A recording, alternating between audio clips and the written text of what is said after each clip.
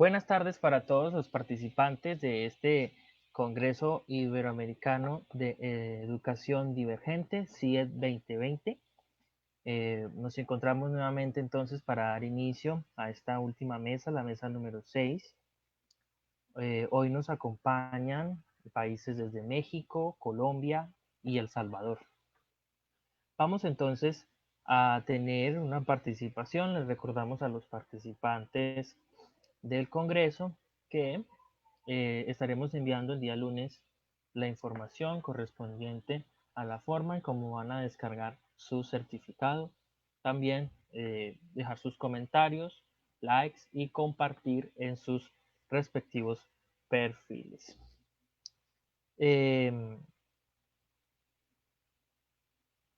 Por aquí entonces tenemos la primera ponencia desde Colombia, la educación y la paz en tiempo de pandemia. Luego seguimos con capacitación docente y educación en casa, caso Veracruz, México. Seguimos con raíces, una propuesta para promover el aprendizaje integral en tiempos de crisis desde El Salvador. Y por último, álbum de personajes prehispánicos desde México. Bien, entonces vamos a dar inicio con la presentación del maestro Campo Elías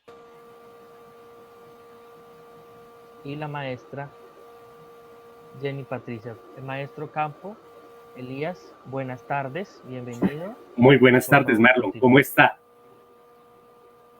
Muy bien, muchas gracias, maestro. Entonces, me alegra usted muchísimo. Nos acompaña desde Colombia con la ponencia La educación y la paz en tiempo de pandemia. Muchas gracias, maestro. Continúe. Bueno, muy buenas tardes para todos. Estamos en la hora más incómoda del día, que es la hora del almuerzo. Espero no estar truncando el almuerzo de ustedes. Bueno, vamos a hacer una corta presentación como nos lo han sugerido nuestro anfitrión. Bien. Nuestra presentación, nuestro tema se llama La educación y la paz en tiempo de pandemia.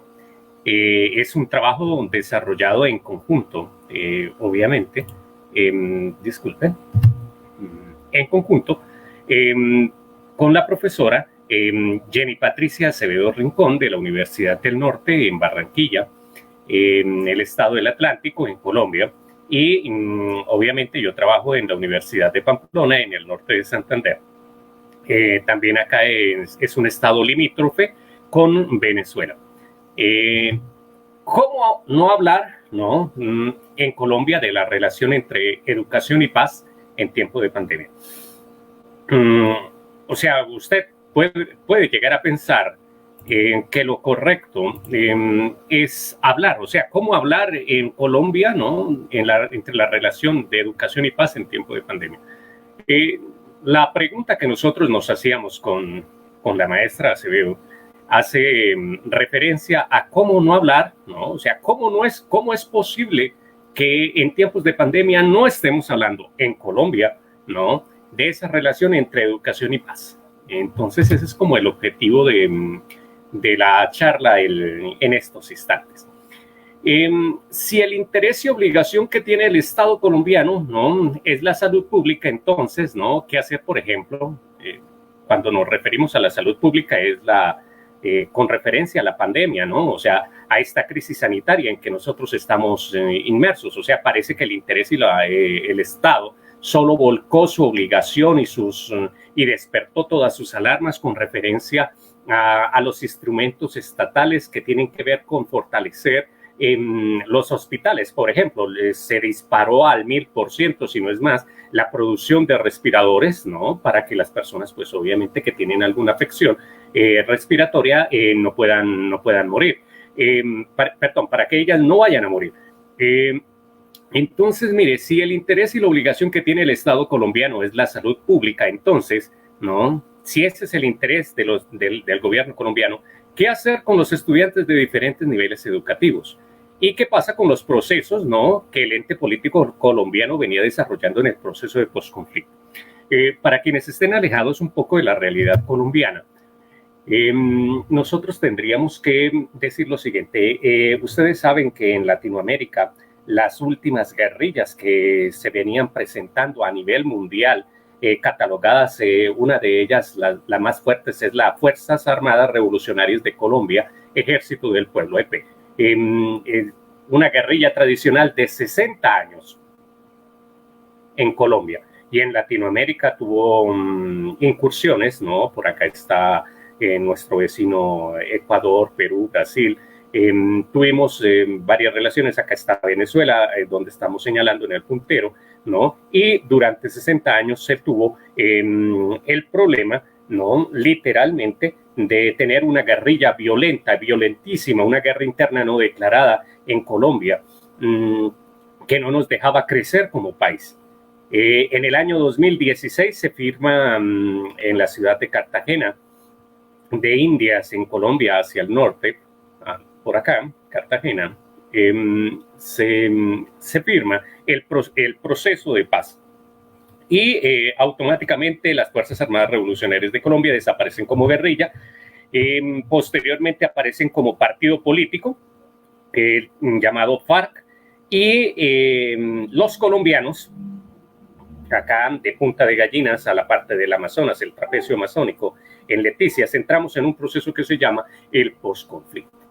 Y en el año 2020, 4 años después, ¿no? O sea, del 2016 al 2020 se viene desarrollando, realmente son 3 años y medio, se viene desarrollando el proceso de posconflicto, y se estaban implementando antes de la pandemia todas las políticas para que el posconflicto en Colombia empezara a ser un proceso realmente rentable, es decir, que se incluyese, por ejemplo, a los desmovilizados. Todas las zonas que usted ve de rojo en el mapa, esta es la gráfica política de Colombia, todas las zonas, ¿no?, que están en rojo, que son la mayoría de los estados, de los departamentos, como nosotros le decimos acá en Colombia, ¿no?, tienen procesos de desmovilización. Y en esos procesos de desmovilización están asentados exmilitantes de las FARC. Usted se da cuenta que es en la mayoría del país, y en otros pues simplemente hay un proceso de influencia de estos exmilitantes con referencia a este desarme que han vivido. Y entonces estaban empezando a implementar procesos, por ejemplo, de procesos productivos, ¿no? Cómo integrar a la vida pública a más de 20.000 combatientes de las Fuerzas Armadas Revolucionarias que durante por lo menos las 2 últimas décadas lo único que habían hecho era la guerra, cómo adaptarlos a la vida civil, y sale un proceso de justicia transicional, además, en el que nosotros tenemos que perdonar, no olvidar, perdonar, y aprender a convivir con las personas que están desmovilizadas. Ese es el contexto colombiano con referencia a las FARC. Yo no quiero mencionar en este momento el ELN, que es otra guerrilla, pero bueno. Y se nos vino la pandemia 3 años y medio después, se nos vino una pandemia, o sea, como si no fuese suficiente castigo. Entonces, los procesos del virus aparecieron en Latinoamérica y obviamente han llegado en Colombia. Nosotros tenemos más de 35.000 contagiados, más de 1.000 muertos indudablemente, más de 12.000 personas recuperadas, pero las cifras siguen aumentando. Y después de esto, ¿no?, ha llegado la pandemia, estamos en conflicto, y ahora nos preguntan que se debe hacer la educación virtual, ¿no? Y nos dicen a nosotros, ¿cómo debes educar para la paz además? ¿No? O sea, porque es una obligación en proceso de posconflicto debido a la justicia transicional, ¿no? ¿Cómo educar para la paz en tiempo de pandemia? Entonces, no me voy a centrar en todo el panorama colombiano. Yo vivo acá en este estado. Miren, acá donde tengo el puntero, más o menos está mi municipalidad, mi ciudad, acá.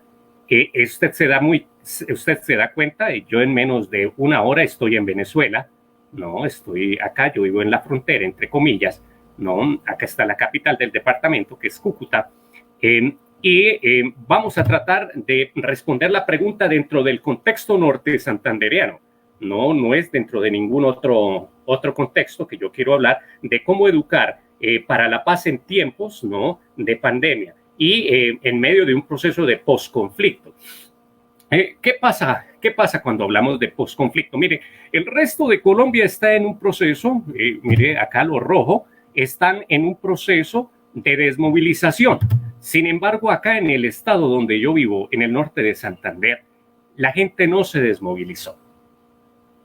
O sea, hubo grupos, ¿no?, que se fraccionaron y dijeron, nosotros no nos vamos a desmovilizar. Y eso hizo que, por ejemplo, quedaran grupos, por ejemplo, el Frente 33 de las FARC, ¿no?, de las Fuerzas Armadas Revolucionarias, hacia el sur del departamento, quedó el Frente Efraín Pavón, las FARC, el Frente 45, y quedaron dos envolviendo el Estado, dos grupos alzados en armas. Es decir, nosotros acá en nuestro estado o sea, se firmó el proceso de paz, pero nosotros nunca entramos a ese proceso de paz porque la gente nunca renunció a las armas. Y el hecho que se firmara el estado el proceso de paz en el resto de Colombia hizo que se soltaran o se liberaran algunas líneas de comercio de drogas ilícitas. Como nosotros acá somos puerta para Venezuela, entonces grupos como el ELN, que es otra guerrilla, es muy fuerte, es muy sanguinaria, no se instaló en todo el departamento y en la zona limítrofe, que es Venezuela, ¿no? Entonces, ellos es una cantidad de kilómetros muy grande la frontera para pensar que se pueda controlar con la fuerza policial que hay, y quedó el ELN. Además, la comunidad se sintió como desplazada y controlada por estos grupos, se crearon autodefensas y apareció otro grupo que es la EPL, que es Esperanza, Paz y Libertad, que es otra guerrilla. Entonces estamos conviviendo autodefensas, la guerrilla del ELN, que es muy sanguinaria, es muy reaccionaria, el FARC 33, FARC 45, otras autodefensas en cada lugar para poderse defender como comunidad, más los actores de la fuerza policial. Estamos hablando de ejército, policía, etcétera. Y adicionalmente acá en la zona de Tibú, que es un municipio muy pequeño, un vilarejo muy pequeño, llegó en estos días, ustedes tal vez han escuchado que Estados Unidos envió tropas para fortalecer la lucha contra el tráfico de drogas ilícito entre Venezuela, Colombia y Estados Unidos. Entonces tenemos acá además fuerzas estadounidenses. En Tibú están recién llegadas. Estamos hablando de que el día de ayer llegaron estas fuerzas. O sea, es un actor nuevo que aparece en medio de este conflicto. Está acá Estados Unidos en medio. La población civil está acá. Todo esto es selva. Estamos hablando acá Acarí, El Carmen. Tibú es selva. Tibú es puede usted buscar fotos después en Google y se dará cuenta que es un municipio muy hermoso, pero está en un contexto selvático. ¿Dónde está la zona urbana? Yo vivo acá, miren, esta es Pamplona. Acá hay algo de vida urbana, la capital, vida urbana, y algunos otros municipios de vida urbana. El resto de este lugar está dominado por una espesa vegetación que es lo que se conoce como una zona selvática. Adicional de esa zona selvática, simplemente les estoy contextualizando para que usted se haga una idea de qué es lo que les voy a hablar. O sea, hablar de paz en mi estado y hablar de educación para la paz y educación virtual o sea, como eje para la paz, es muy complejo hablarlo acá. Adicional a esto, miren, acá existen aún pueblos indígenas, por ejemplo, están los Motilón Yarí, y sobre estas zonas hay otras comunidades indígenas, campesinas, que complejizan un poco el panorama. Como si eso no fuera poco. A ver, aclaro, yo no vivo en el infierno, ni mi estado es el infierno. Mi estado es un lugar muy hermoso, pero es un lugar muy complicado, muy complicado. Por la situación que tenemos actualmente y por el contexto en el que vivimos. Miren, acá está Venezuela. Usted ve acá Venezuela. ¿Qué está pasando en Venezuela? En Venezuela la gente se está viniendo, no porque la frontera no se pudo cerrar, porque el gobierno adhiriéndose al Consejo Interamericano de Derechos Humanos y a relaciones internacionales, decidió dar una puerta de escape entre Venezuela y Colombia para abastecimiento de productos que no existen en Venezuela, que es de conocimiento de toda Latinoamérica y de todo el mundo. Y entonces el pueblo venezolano hace 5 años está en un proceso de inmigración constante. Miren, las rutas que tienen para inmigrar los venezolanos, ¿no?, hacia cualquier parte de Latinoamérica es la siguiente. Mire, entra por acá, por Cúcuta, San Antonio del Táchira, llega a Cúcuta, a Pamplona, no sube acá un páramo que es el páramo de Berlín, llega a Santander, de pronto coge hacia la capital de Colombia, por acá queda Bogotá, y empieza a dirigirse. Mire, si va a Ecuador, si va a Brasil, si va a Perú. Y usted me puede decir, oiga, Campo Elías, ¿y no es más fácil, por ejemplo, entrar a Brasil acá por la zona de Roraima? No. Miren, Roraima es una zona bastante compleja y además hay un tapón militar propuesto por el presidente Bolsonaro y por Temer, Michel Temer, que estaba de presidente en Brasil antes, y decidió trancar allí. Entonces los venezolanos sí pueden entrar por acá hacia la zona de Roraima, hacia Brasil, pero no es tan fácil ingresar. Es más fácil por acá, por Colombia, y entonces por acá están entrando en promedio al mes 45,000 personas que se están distribuyendo en todo el país. Miren la frontera de Venezuela, todo lo grande que es, ¿no? Es muchos kilómetros, y están emigrando hacia Perú, hacia Ecuador, hacia otros lugares de la geografía nacional. Entonces nosotros tenemos ese contexto. Miren, ¿y qué pasa con los venezolanos? ¿Por qué hablo acá? Cuando los venezolanos llegan acá y se dan cuenta, ¿no?, de que la frontera, por ejemplo, de Perú o de Ecuador está cerrada, o la frontera de Brasil es fuerte y está cerrada, y ellos no pueden emigrar hacia sus sueños, ¿no?, pues deciden quedarse acá y se devuelven para Venezuela los que pueden, a su triste realidad, porque es triste, o se quedan acá. Cuando van pasando por acá, miren los señores que están acá, el ELN, la FARC, ¿no?, les dice, oiga, mire, ustedes no tienen nada que hacer, nosotros les vamos a pagar tantos dólares, en promedio $500, y ustedes, ¿por qué no nos fortalecen este grupo armado? ¿No? El movimiento como la guerrilla. Entonces, los venezolanos se convirtieron en una variante muy especial de este conflicto. Mire, en 5 años, ¿no?, inmigrantes de otro país, 43,000, ¿no? 43,000 en 5 años, registrados por el DANE, pero realmente, ¿no?, los inmigrantes llegaron a ser 1,408,055, ¿no?, al departamento, a este departamento, 1,000,000. O sea, nosotros los propios de acá, de este departamento, no alcanzamos a ser 1,000,000 como población total. Entonces, ¿qué nos da esto? Esto nos da un panorama desalentador, ¿no? Lo que hace que, por ejemplo, en medio de esta pandemia estemos en la casa, estén incluso los grupos armados también en la casa, de alguna manera, ¿no? Tenemos más de 100 contagios de COVID-19, el SARS-CoV-2, ¿no? Tenemos una pobreza que usted no se imagina, el 50%, ¿no? En pobreza extrema hay otra cantidad no determinada, insisto, porque esa pobreza extrema, el vector de la pobreza extrema está determinado por el número de venezolanos que estén, ¿no?, en el casco urbano. Entonces, en ningún momento el posconflicto no llegó a esta región colombiana. Y entonces, por ejemplo, hablar de posconflicto acá en Colombia es algo muy difícil.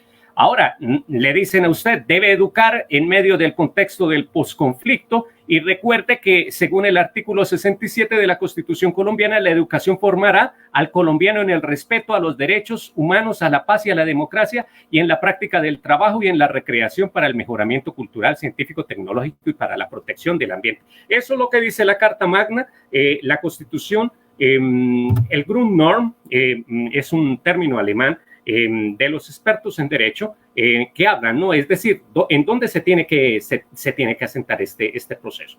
Y obviamente a la educación, ¿no? Y en medio de un proceso de posconflicto en la pandemia, ¿no? Pues lo único que le queda es hacer una apuesta por la cultura de la paz, ¿no? Como una tarea educativa que pasa por educar en y para el conflicto, ¿no? En desenmascarar la violencia cultural, el patriarcado, en educar para la disidencia, el inconformismo, el desarme, no, responsabilizarnos en movilizarnos, en transformar los conflictos, en llevar a cabo el desarme cultural, en promover una ética global, en buscar un consenso fundamental sobre las convicciones humanas integradoras, entre otras cosas. Eso lo dice un gran teórico de la paz. Hay dos, uno que es Galtung, que es un matemático excelente, que se aplicó a la paz, teórico de la paz. Lo otro es Vincent Fissas, que es el que estoy mencionando. Y él dice, la cultura de la paz tiene que ser esa apuesta que nosotros debemos hacer, ¿no? Para educar en medio del posconflicto, ¿no? Una cultura de paz, esa cultura de paz que vence todos los límites. Además, ¿qué nos recomienda Fissas? Vincent Fissas, entonces dice, debemos luchar contra la pereza, ¿no? Porque nuestras comunidades se vuelven muy tediosas, muy perezosas, y hay que llamar, porque la comunidad es muy perezosa debido al contexto, ¿no? Hay que llamarlo a que se eduque, ¿no? En otras palabras, ¿no? O sea, hay que cambiar esa tendencia del conformismo y del silencio en medio de la sociedad en que vivimos, educar en otras palabras. El problema, y usted lo sabe claramente, es que nosotros tenemos una brecha digital muy grande por la topografía, tenemos una brecha digital muy grande porque los recursos estatales no alcanzan, tenemos una brecha digital que solo a un 50% de las personas se podrían educar. En el mejor de los casos, se podrían educar con cuadernillos, con guías, con radio, con televisión, etcétera. Y el otro 50% de la población está desocupado, está velando está buscando todos los días cómo alimentarse, cómo pagar el arriendo. Miren, ¿cómo educar en medio de la pandemia, ¿no? Con este contexto poco ideal? A nadie le interesa vivir en un estado de guerra permanente. Lo dice Thomas Hobbes en su libro El Leviatán, ¿no? Estamos hablando del capítulo 13 en el Leviatán, al libro 17, dice, a nadie le interesa vivir en un estado de guerra permanente. Entonces, ¿cómo educar en medio de la pandemia en este contexto? ¿No? Pues entonces nosotros debemos buscar superar, ¿no? ¿Qué debemos buscar superar? Uno, la condición social de violencia, ¿no? Hay que apostar porque, por ejemplo, el ELN y el EPL, que no han querido firmar el contexto de paz, lo hagan. Obviamente, si nosotros logramos esto, esa será, ¿no?, la educación, ¿no?, revolucionaria. O sea, tenemos que buscar que las personas se sienten a la mesa, dialoguen y que no haya más guerra en este estado. Y asimismo, eso ayudará, ¿no?, en medio de ese conflicto, ¿no? Cuando se sienten a discutir las condiciones para la paz, que se hable de la pobreza que vive este lugar. No es porque el lugar realmente sea pobre, de hecho, por ser una selva, es muy rico en todo sentido, a cada de toda. Tenemos la mayoría de los climas, de los pisos térmicos, se produce papa, se produce maíz, se produce plátano, se produce café, etcétera, todos los productos que usted quiera, ¿no? Pero la gente, ¿no?, en medio de la dinámica social se le olvidó cultivar y lo único que le apuesta es a la violencia o al narcotráfico, ¿no? Cuando se sienten a dialogar, tendríamos que hablar de los inmigrantes venezolanos. Y obviamente estas secretarías de educación tienen que buscar los recursos a nivel estatal para que se pueda realmente superar este proceso de pandemia que es muy complejo. Algunas conclusiones. Obviamente, usted lo sabe, ya lo he escuchado de mí antes, tenemos una marcada brecha digital. Creo que ya el maestro me está... vamos a darle acá.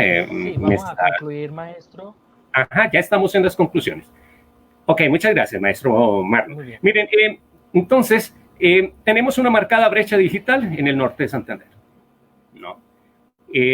Obviamente, yo no es que diga que el gobierno colombiano no hace nada porque para que se supere esta brecha digital en medio de un proceso de posconflicto.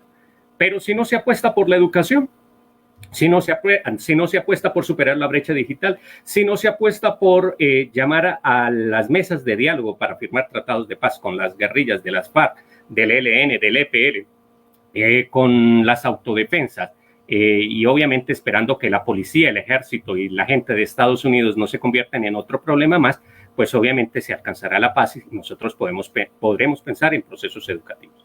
Hablar de paz es hablar de educación, ese es el eje central. Miren, hablar de paz es hablar de educación. ¿Tenemos guerras? Sí, por eso no estamos hablando de educación.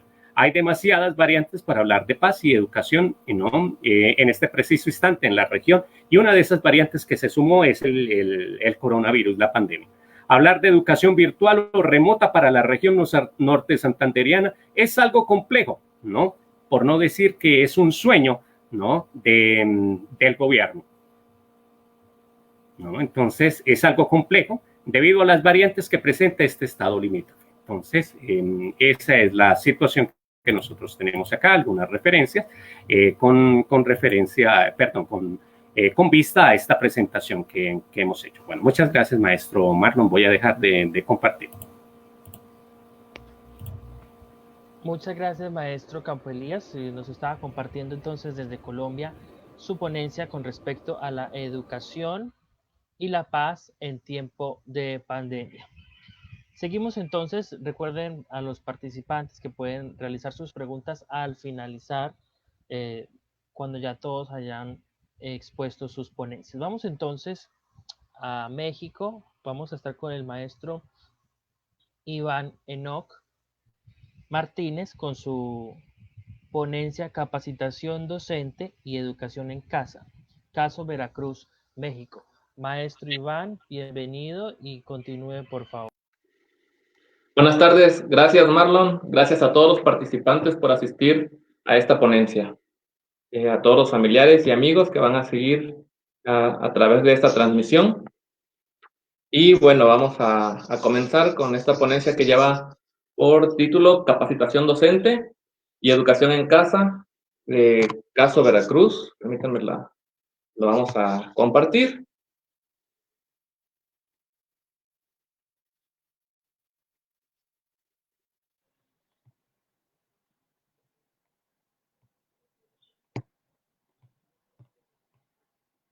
Espero que ya ahí se está mostrando, me parece. Bien.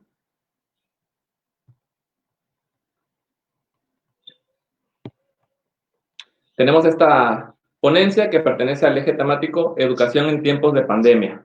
La tecnología como sustituto de la experiencia presencial a partir precisamente del COVID-19, este virus que ha impactado en todo el mundo y en México no ha sido la excepción. Y para empezar, vamos a partir de que, aunque el COVID-19 tardó unos meses en llegar a nuestro país, podemos pensar que en el tema de educación a nivel macro, a nivel nacional o estatal en este caso, hablar de 2-3 meses es un tiempo muy breve para esto. Entonces, podemos partir de que el COVID nos agarró, digamos, de sorpresa. Entonces, en México, el 27 de marzo, se estableció por decreto oficial la emergencia sanitaria por COVID-19.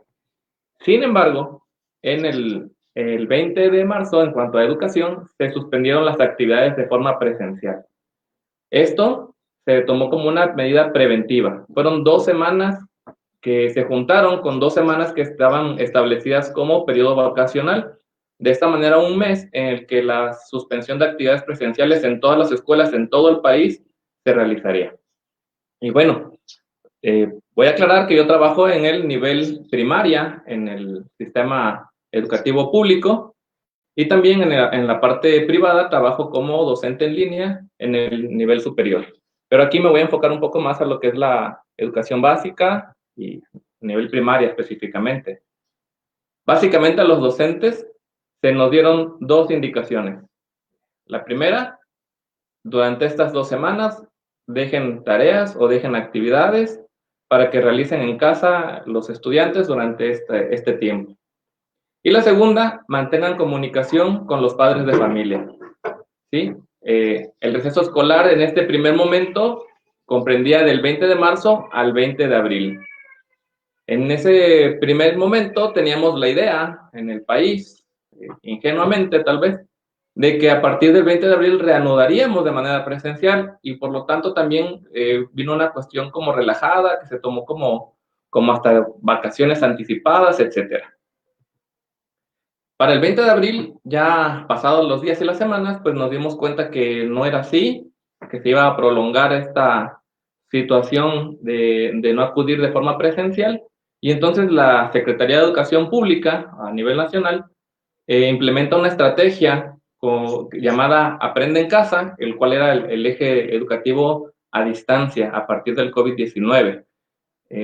Digamos que la parte primordial o más que más impacta es la transmisión de clases a través de televisión. Esto a nivel nacional.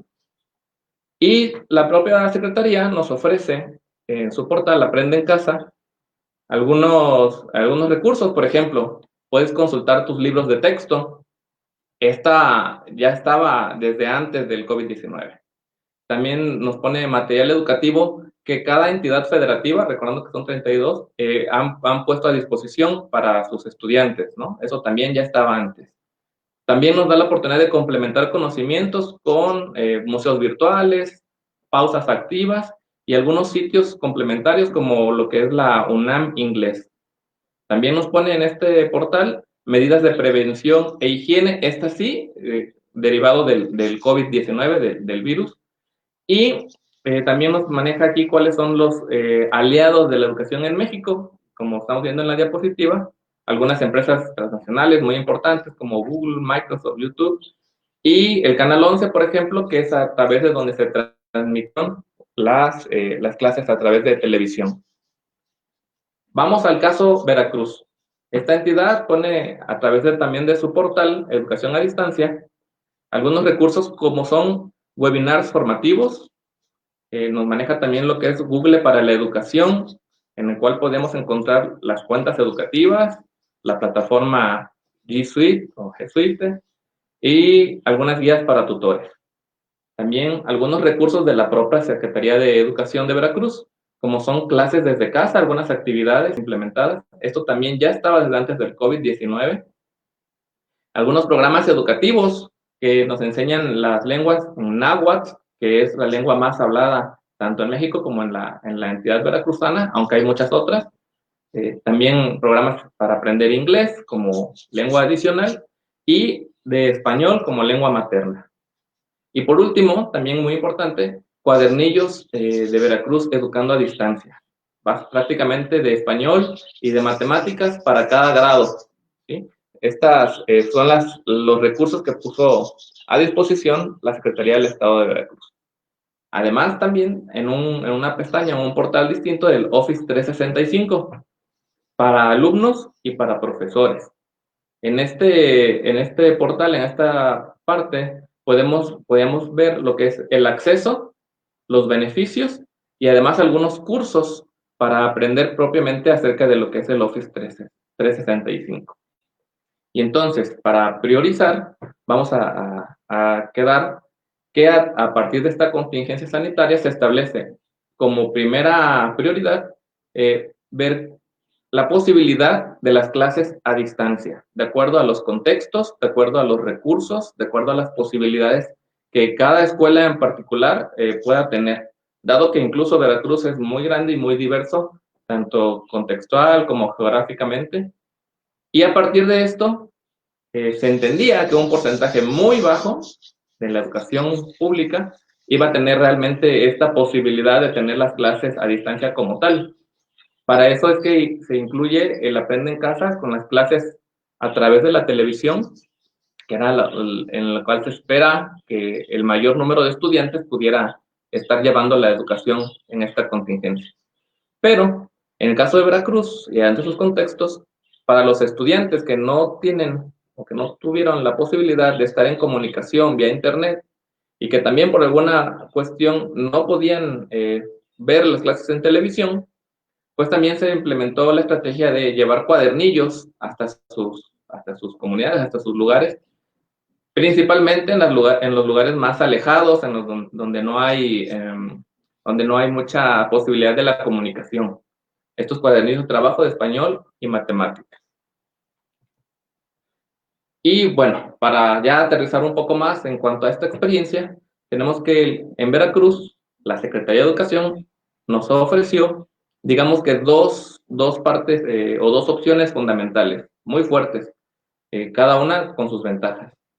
El caso de Google con la plataforma G Suite. Esto a través de un convenio nacional de la Secretaría de Educación Pública con Google, y en el estado de Veracruz también, para contar con nuestra cuenta de Nueva Escuela Mexicana, esta denominada @ver por Veracruz, .nuevaescuela.mx, donde todas estas herramientas y posibilidades giran alrededor de lo que es Google Classroom. Aquí cabe recalcar, en mi experiencia, Google Classroom lo pude utilizar desde el ciclo escolar anterior, es decir, desde el 2018-2019, por iniciativa propia para saber de qué se trata, qué beneficios traía. Pero a partir de abril de este 2020, se pone a disposición con la plataforma G Suite, lo cual nos da todavía mejores rendimientos o mejores opciones que utilizar las cuentas personales, ¿sí? Además de que días después se les dio también la posibilidad a todos los estudiantes de tener su cuenta en este sentido.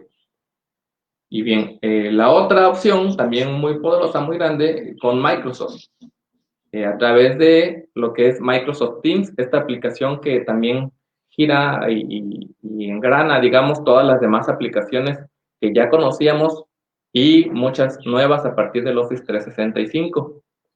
A partir de la Secretaría de Educación, que nos ofrece la cuenta institucional con el @mcep.gov.mx.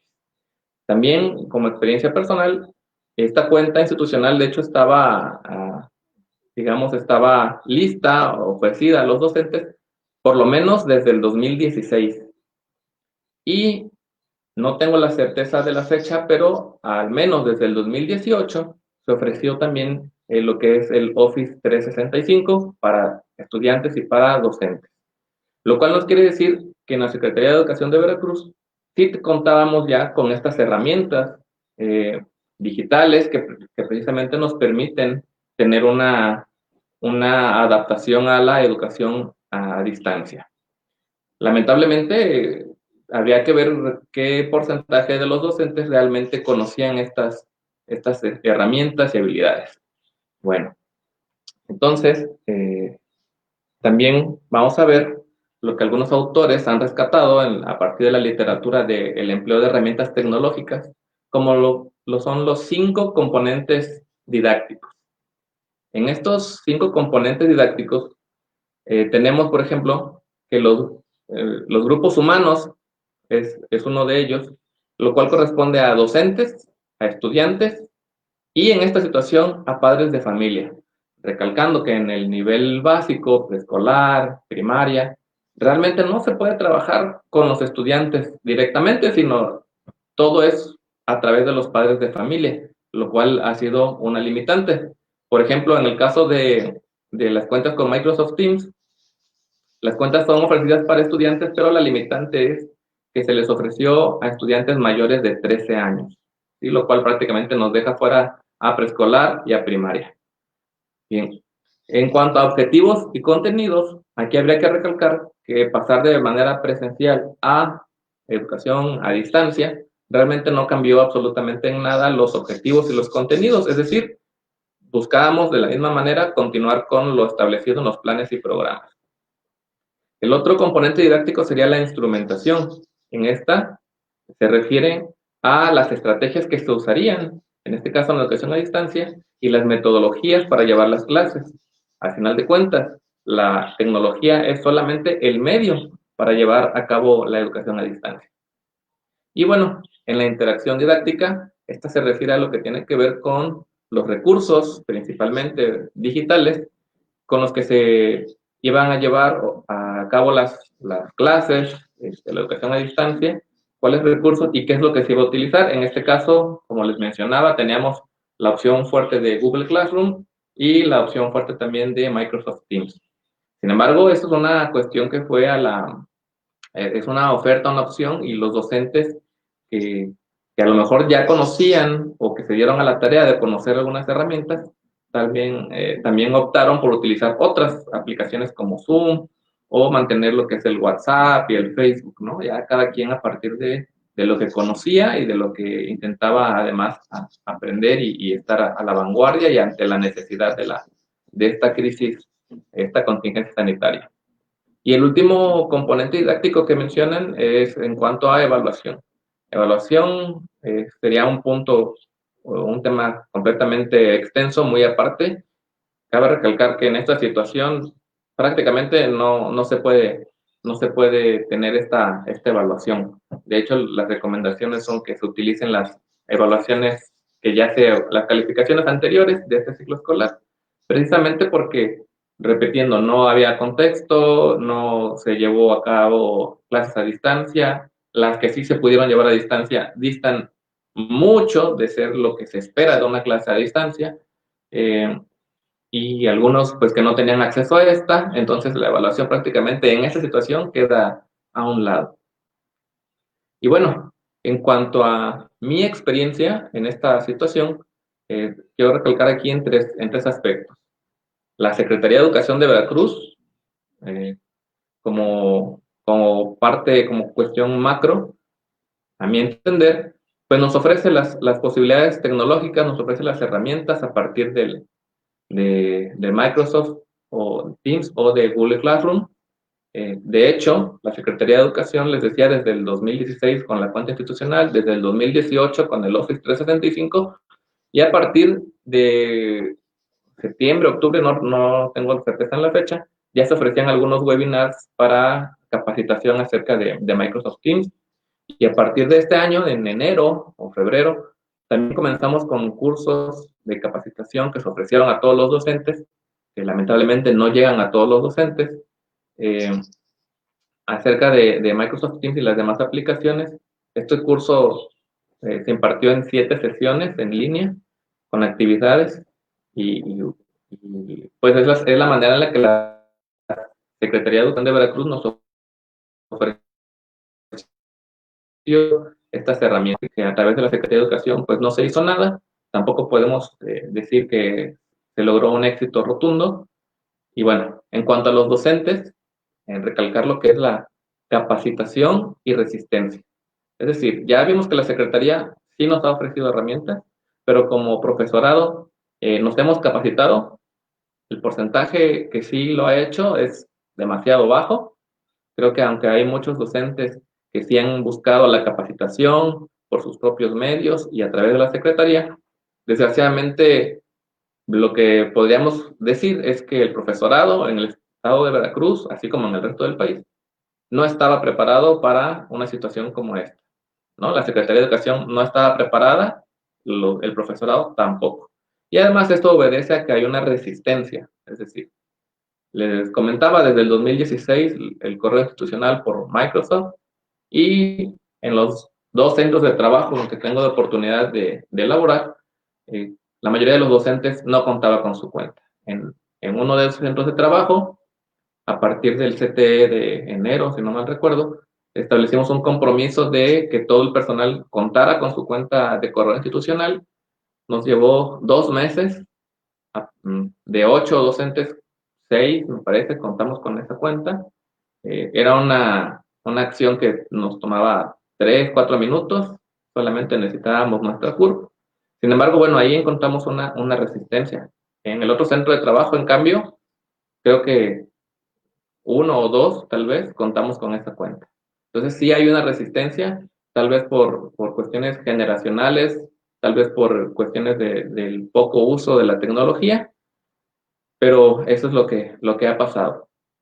Y en cuanto a la población, lo que son los estudiantes y padres de familia, pues aquí todavía podemos encontrar una cuestión más, pues desgraciadamente más catastrófica, ¿no? Los estudiantes no tienen las habilidades digitales, mucho menos en los niveles básicos, escolar, primaria, obviamente no. Entonces, como les decía, trabajar con los padres de familia en algunos contextos es posible, en algunos contextos, en la mayoría en el estado de Veracruz, no es posible. Los padres de familia desconocen, quienes sí conocen, tal vez son los que han sido capaces de ayudar a sus hijos, pero también por cuestiones del empleo, muchos padres de familia que sí saben, que sí conocen, son los que han pues tenido que seguir en sus actividades laborales, y los niños comúnmente se quedan en casa, muchos de por sí se quedan a cargo de los abuelitos no saben, y nuevamente volvemos a este problema de que los estudiantes pues no tienen estas habilidades digitales, ¿no?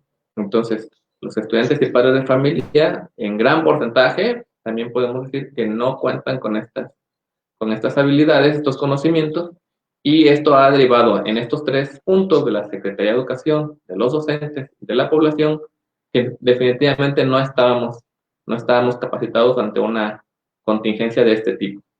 Sin embargo, lo que sí podemos decir, y a través de la educación, todos los docentes, el profesorado, creo lo tenemos muy claro, aprendemos mucho a partir de las experiencias.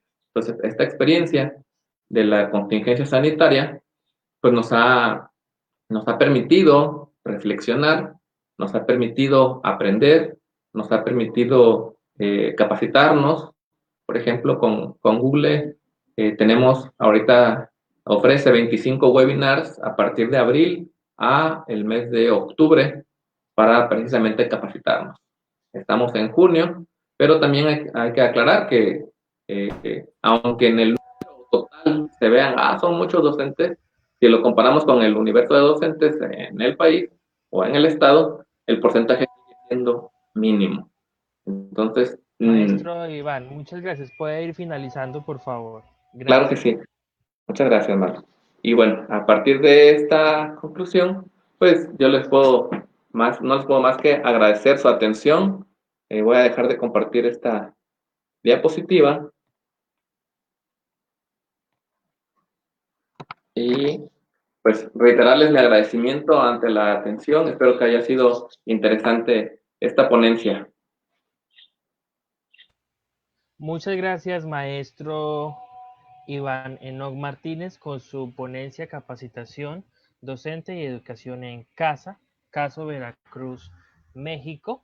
Estaremos entonces desarrollándole las preguntas a los participantes. Pueden hacer sus inquietudes o sus comentarios al finalizar también de todas las exposiciones. Vamos entonces con la ponencia Raíces, una propuesta para promover el aprendizaje integral en tiempos de crisis.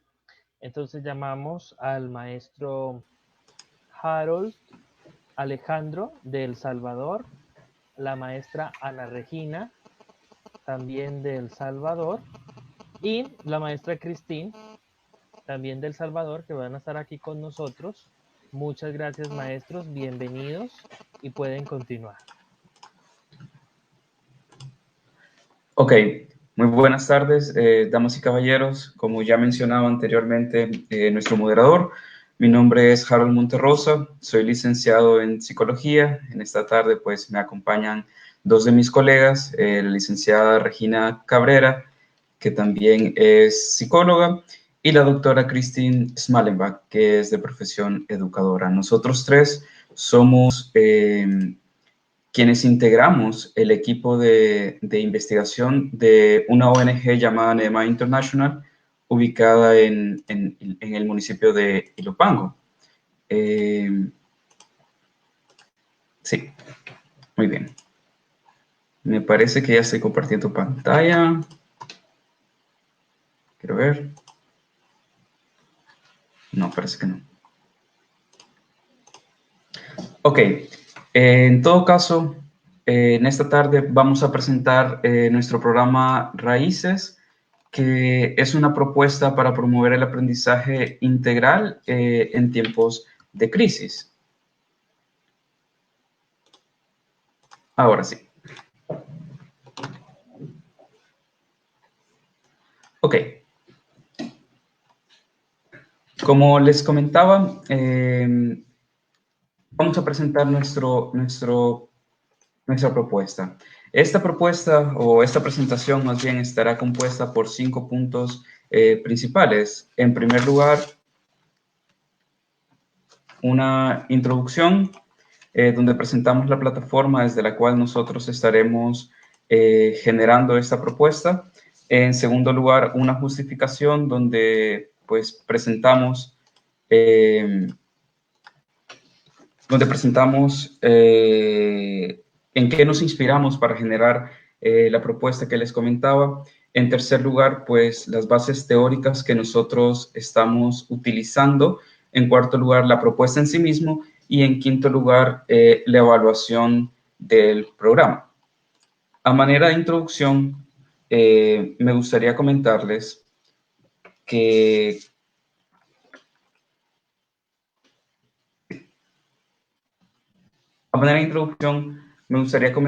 desde 2018 nuestra ONG NEMA International ha tenido un trabajo con centros escolares en Ilopango.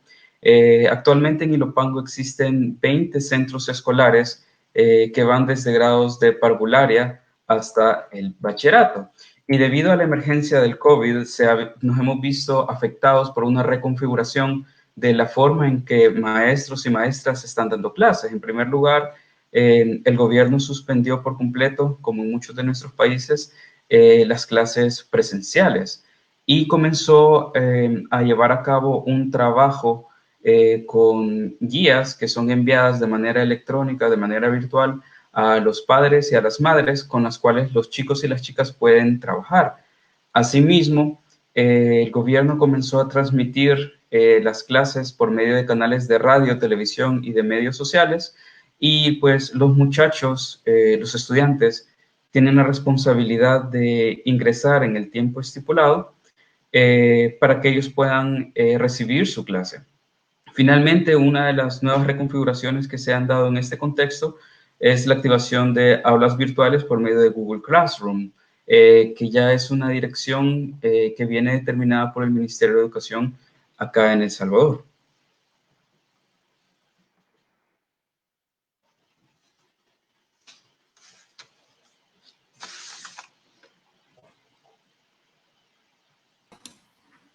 Ok, bueno, respecto a lo anterior, partimos de exponer las razones por las que es importante o pertinente llevar a cabo la propuesta, ¿verdad? Sí, se está compartiendo la presentación. Bueno, como primer punto, lo que tratamos de hacer fue hacer un contacto con las directivas y docentes de los centros escolares con los cuales ya anteriormente habíamos comentado que estamos trabajando y colaborando. También se hicieron las consultas sobre las experiencias y las necesidades educativas actuales. Las necesidades obviamente eran tecnológicas también en su mayoría, con respecto al acceso al Internet, a dispositivos móviles o dispositivos tecnológicos y capacitaciones en el área de las TICs. El Ministerio de Educación de El Salvador ha anunciado iniciativas para estos problemas. Asimismo, los maestros afirman tener necesidades en otras áreas también. También, entre las principales necesidades y preocupaciones de los docentes, se encontró que existen saberes de docentes, que estamos hablando ya de la heterogeneidad, ¿verdad? Los saberes de los docentes. También hay nuevos retos en interacciones con padres y estudiantes. Igualmente, el bienestar y el aprendizaje de los estudiantes, el desarrollo socioemocional, las situaciones traumáticas que pueden llegar a vivir con respecto a lo que estamos nosotros actualmente en el país, como lo de la pandemia, y actualmente estamos pasando por una tormenta, 2 tormentas, si no me equivoco. También las relaciones con los pares, la motivación escolar, las habilidades en el área de aprendizaje autodidacta y el poder hablar sobre la situación. Ahí estamos viendo ya en pantalla, ya vamos a ver algunas de las cosas que ya mencioné como justificación de nuestra propuesta Raíces.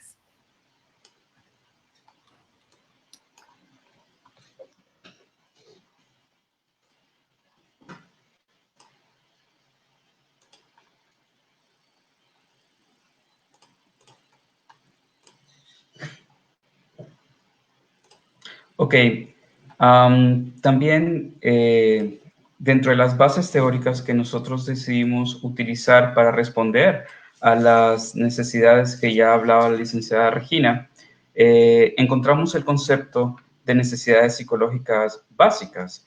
Este es un concepto que se enmarca dentro de la teoría de autodeterminación propuesta por Ryan y Deci, donde se establecen 3 necesidades básicas por satisfacer. En primer lugar, la necesidad de competencia, que equivale a sentirnos eficaces en las acciones que realizamos y también el obtener resultados óptimos en las tareas que estamos realizando.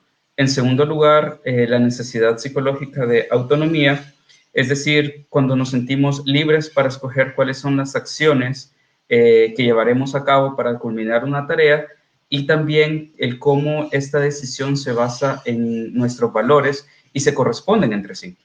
Y finalmente, la relación con los demás, que se traduce como el sentimiento de sentirnos parte de un grupo y sentirnos aceptados dentro de ese grupo.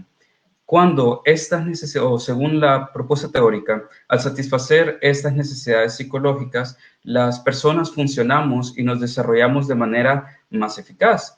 Sin embargo, en el momento en que una de estas necesidades se vea frustrada, esto disminuye la motivación que podamos llegar a sentir y también evita que nosotros nos energicemos psicológicamente.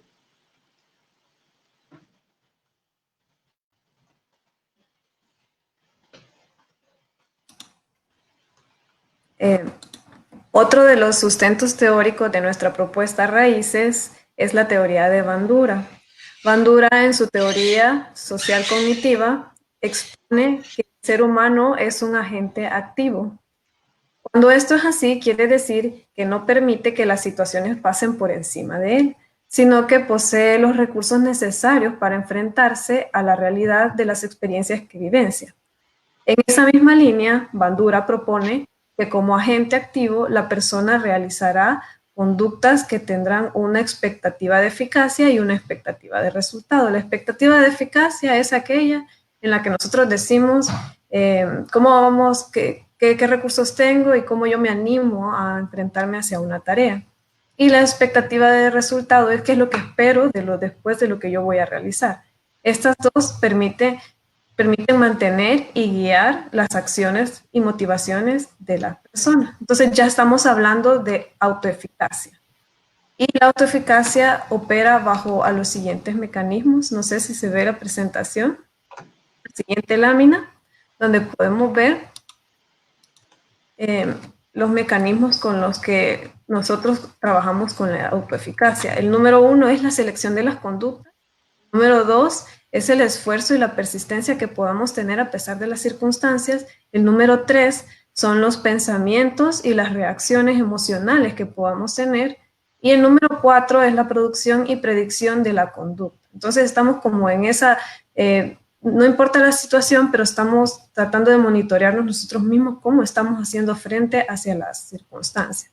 Y bueno, para finalmente, Bandura propone las formas de desarrollar la autoeficacia. Y la primera es la experiencia de dominio. ¿Cuáles han sido aquellas experiencias en las que yo me he sentido capaz o con dominio de poderlas haber realizado de mejor forma?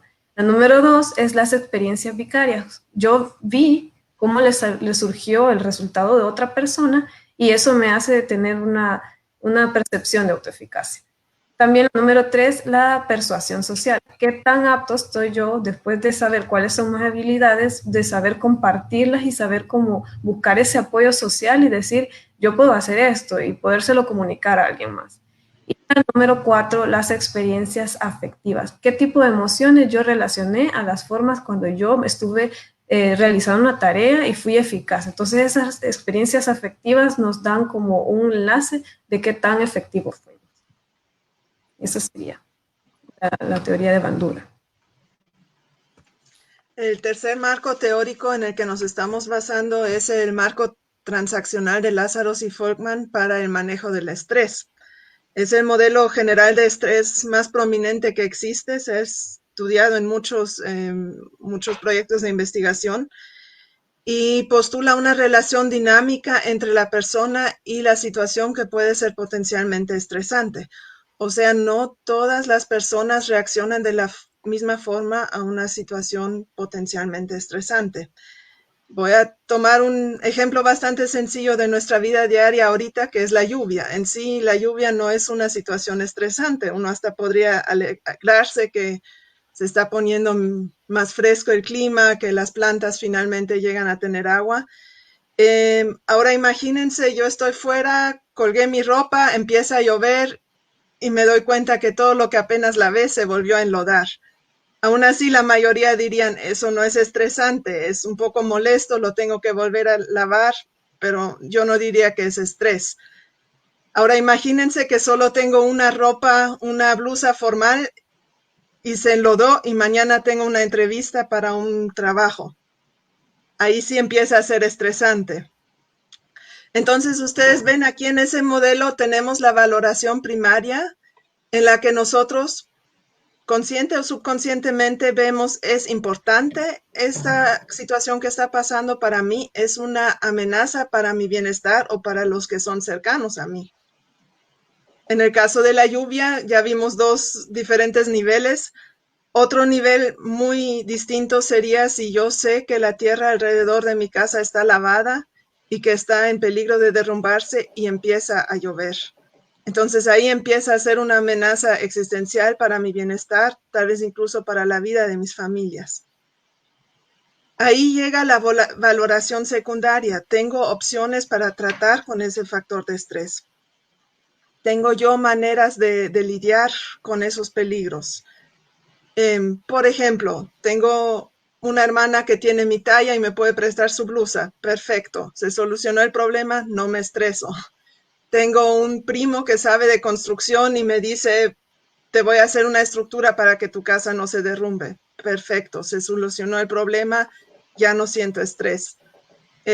Si eso no es una opción, tal vez tengo a alguien que me preste su casa hasta que se pase el peligro. Pero si todas esas opciones no existen, ahí sí entro en una condición de estrés. ¿Podemos seguir? Para los maestros, en esta situación ahorita tenemos una gran variedad de aspectos que hacen que la situación sea estresante. Hay aspectos personales, el peligro de contagiarse, los reglamentos de tener que quedarse en casa, de saber bien cuándo puedo salir, qué puedo hacer. Pero aparte lo profesional, incluso el peligro a mi identidad profesional. Yo pensé que yo era una buena maestra y ahora de repente todo cambió y ya no sé qué hacer. Entonces la situación en la que estamos es potencialmente muy estresante para maestros. Disculpa, Harold, ¿podemos regresar una? Me adelanté. Gracias. Potencialmente es muy estresante para algunos más, para otros menos, pero nosotros que queremos apoyar a docentes, ahí podemos entrarle, de ver cómo podemos abrir nuevas opciones para ellos, tanto para lidiar con la situación como con el estrés. Ahora sí podemos seguir, gracias.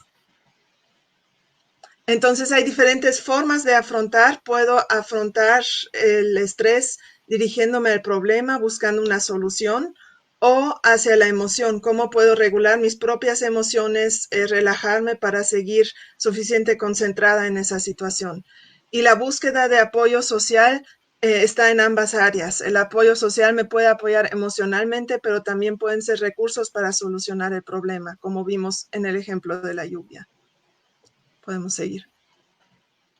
Entonces, en base a esos tres modelos, a esas tres teorías, nosotros nos pusimos a pensar, ok, con lo que los docentes nos contaron y los directores, ¿qué necesitan para trabajar con éxito en tiempos de crisis? Y eso aplica no solo ahorita a la crisis del COVID, sino también a otras crisis. Como estamos viendo aquí, las lluvias temporales causaron otra crisis, pero también el estar expuestos a violencia a largo plazo puede ser una crisis. Entonces, la idea es buscar formas que ayudan ahora a los docentes, pero que después también abran nuevas opciones para ellos. Lo importante es ayudarles a que se puedan mantener motivados, capaces y con confianza ante esta situación. Y para eso queremos apoyarles a reconocer recursos propios que ya tienen y ver nuevas formas cómo los pueden usar, pero también expandirlos, cómo pueden adquirir nuevos recursos en esta situación.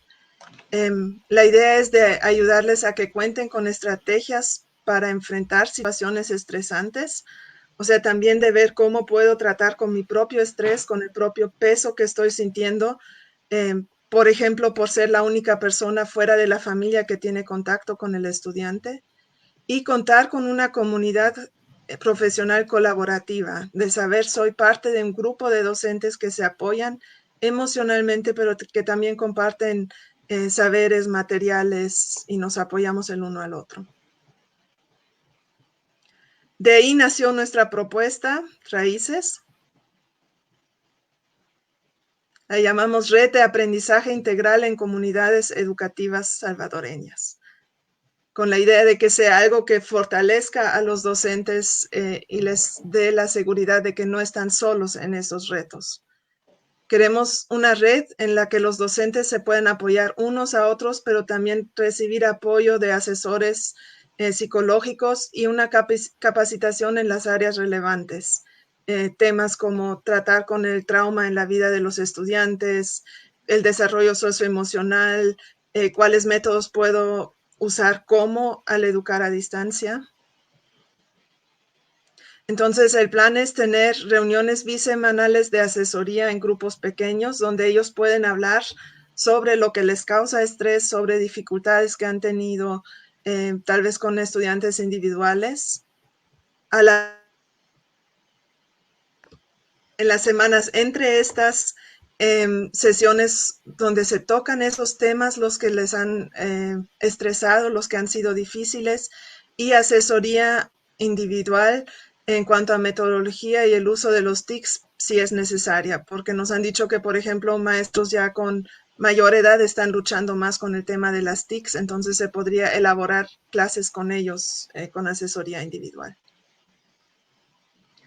Queremos armar un certificado de todo eso para que después tengan un documento que también les dé un sentido de autoeficacia, de decir, vaya, yo logré este certificado, logré terminar estos estudios con el nombre Herramientas para el abordaje de situaciones desafiantes en comunidades educativas. Y la modalidad va a ser presencial y o virtual dependiendo de la situación. No sabemos cómo vamos a seguir aquí en el país. Ahorita tendría que ser virtual, pero puede ser que en algún momento se abran las escuelas tal vez de forma presencial otra vez. A muchos maestros, por cierto, les preocupa también esa situación que dicen, ¿y qué hacemos si no regresan los estudiantes a la escuela después? ¿Qué hacemos si les faltan habilidades sociales después de haber estado lejos de sus compañeros tanto tiempo? Entonces ahí también se requiere un acompañamiento. Esperamos los siguientes resultados. Una es tener este certificado desarrollado que aún no existe. Esperamos que los maestros de veras puedan crecer en sus habilidades psicopedagógicas y metodológicas para que se sientan más seguros en el trato con esa crisis. Y que eso tenga un efecto también en el aprendizaje y el bienestar de los estudiantes y de los padres de familia, porque esto también serían temas que se tocarían. Y al final tener una red que va más allá de este proyecto en la que escuelas, maestros de diferentes escuelas se puedan apoyar en sus aprendizajes y en su bienestar socioemocional. Tenemos planes de evaluarlo con un estudio de métodos mixtos, con cuestionarios y entrevistas individuales y focales. Y bueno, tal vez en alguna conferencia en el futuro les podremos presentar resultados para ver qué fruto dieron esos raíces. Gracias. Muchas gracias, maestra Cristín, por su intervención. Vamos entonces finalizando de manera de conclusión para entonces ya finalizar aquí su ponencia.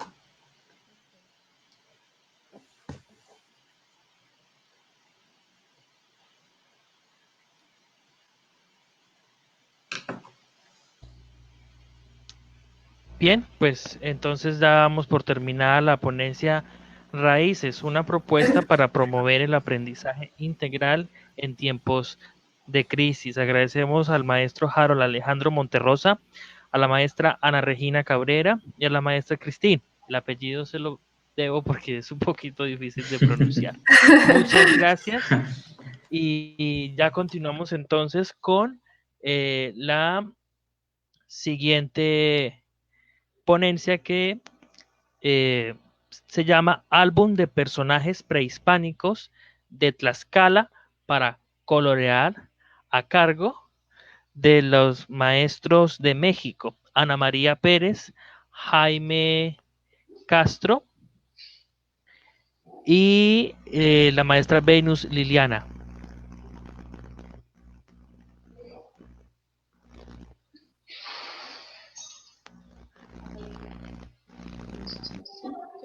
¿Me confirma, por favor, maestra, si ya nos escucha? Sí, ya. ¿Podemos continuar? Sí, por favor. Muy bien, maestra, entonces, por favor, continúe, ya estamos listos, la escuchamos. Claro. Más que nada, buena tarde a todos. Estamos desde México, específicamente en la ciudad de Tlaxcala. Y bueno, nosotros pertenecemos a la Escuela Normal Urbana Federal, licenciado Emilio Sánchez Piedras, de la ciudad de Tlaxcala. Somos los profesores, mi persona, Ana María Pérez Olvera, la maestra Venus Liliana Pérez Serrano y el maestro Jaime Castro Ramírez. Nosotros vamos a presentarles a ustedes en el eje temático número 5, Detonando los Talentos, con la ponencia Álbum de Personajes Prehispánicos de Tlaxcala para Colorear, que es una propuesta de intervención psicopedagógica. Bien, el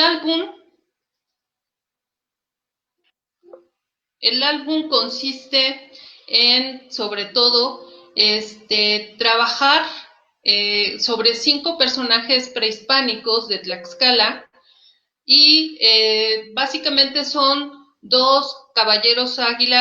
un caballero águila de Cacaxtla y un caballero ave. También va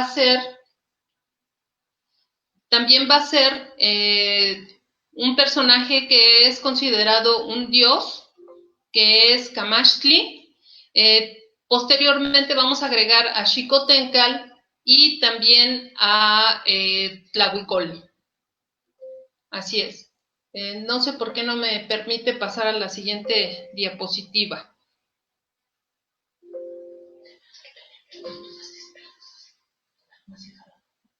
Bueno, voy a continuar. Básicamente, nosotros presentamos esta propuesta de intervención psicopedagógica con base en la teoría de la modificabilidad estructural cognitiva de Fernstein, en el cual nosotros estamos basando este trabajo. Esta propuesta de intervención hace mucho hincapié en el papel que tiene el docente, más que nada como un mediador, entre el objeto de aprendizaje y el estudiante. Queremos nosotros movilizar esas actitudes, esas competencias que el estudiante debe de presentar, sobre todo haciendo que nosotros les damos por así decirlo, el formato para que él pueda empezar a dibujar o a colorear, pero no queda ahí todo, sino que él debe de investigar y debe de ir, por ejemplo, en el caso del dibujo de Camaxtli, nosotros le pedimos al estudiante que vaya al Palacio de Gobierno de Tlaxcala para que pueda admirar los murales de Desiderio Hernández Ochitiotzin y pueda darse cuenta, con base en ello, qué es lo que le está faltando a su dibujo que ya tiene, que previamente nosotros le dimos. Entonces, él debe de hacer un trabajo de discriminación y de comparación, y también ver con qué colores debe de dibujarlo, debe de colorearlo. En el caso de Camaxtli, tiene un chimali. El chimali es ese escudo que los guerreros utilizaban para poder defenderse. Y tiene también el macahuil, que es la macana, que en muchas ocasiones era básicamente de madera, pero tenía incrustaciones de obsidiana, de tal manera que la obsidiana era afilada y entonces podría pues hacer algún daño y matar a sus enemigos. No sé por qué no me deja continuar con la presentación. Pero bueno,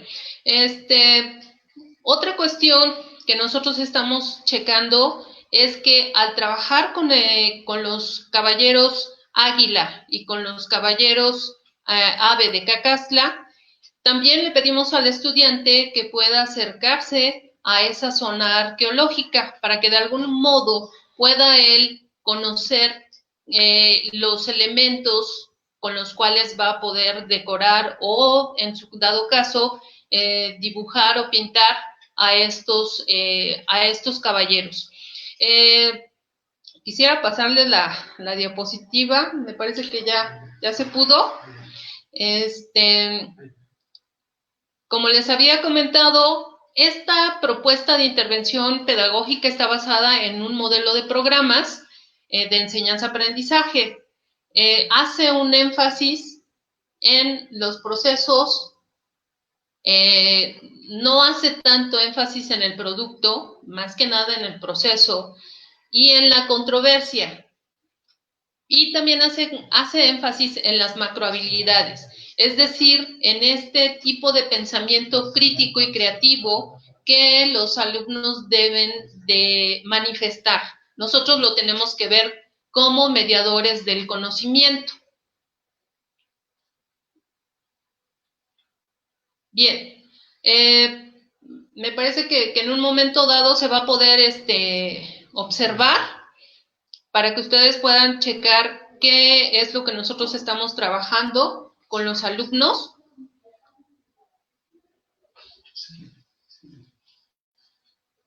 Bien, tenemos entonces la teoría de la modificabilidad estructural cognitiva de Feinstein. Los presupuestos básicos son, para empezar, que el organismo humano es un sistema abierto controlable a los cambios cognitivos. Es decir, hay cierta plasticidad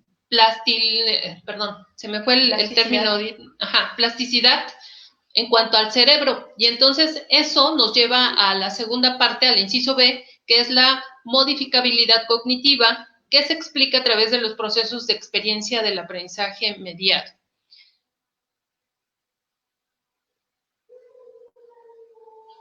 Y tenemos, en este caso, la introducción al tema, la exigencia en cada cambio de sexenio hacia la profesionalización de docentes. Nosotros estamos trabajando con futuros licenciados en educación primaria. Específicamente, este trabajo que estamos presentando corresponde al Plan de Estudios 2012 y por ello es que mencionamos aquí las reformas educativas, pero también advertimos que hay una superficialidad en cuanto a los conocimientos y eso, bueno, no nada más nosotros lo decimos, sino que también nos hemos sustentado en Tebar Belmonte en una obra que tiene de 2005.